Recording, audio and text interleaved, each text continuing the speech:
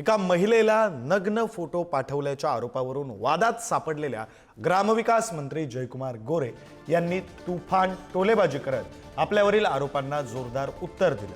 मला अडवण्यासाठी गावातले जिल्ह्यातले काही लोक सकाळ संध्याकाळ नदीच्या किनारी जाऊन पूजा बांधतात आणि काळ्या बाहुल्या बांधत आले, मात्र कोणी कितीही काळ्या बाहुल्या बांधल्या तरी माझं कोणीही काहीही वाकडं करू शकत नाही।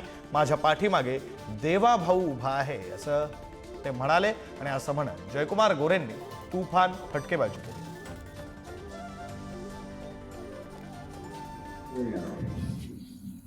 किती थांबवायचा प्रयत्न करा, किती भावल्या बांधा, पण जोपर्यंत जयकुमार गोरेच्या पाठीशी जनता आणि माझ्या माता मौली आहे तोपर्यंत जयकुमार गोरेचं तुम्ही काही वाकडं करू शकत नाही।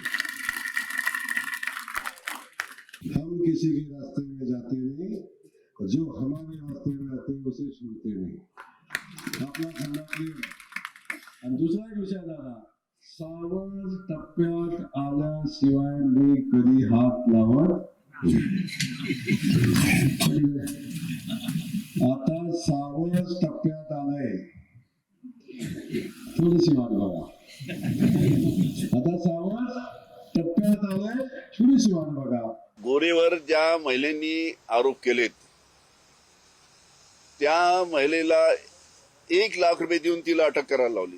म्हणजे तिच्या जो काहीतरी जयकुमार गोरेच्या विरोधात काहीतरी पुरावे असल्याशिवाय तिला 1 कोटी रुपये कोणी देणार नाही आणि तिला 1 कोटी रुपये द्यायचं आम्ही दाखवून तिला अटक करण्यात आली, म्हणजे तिथं तोंड बंद करण्यात आलं।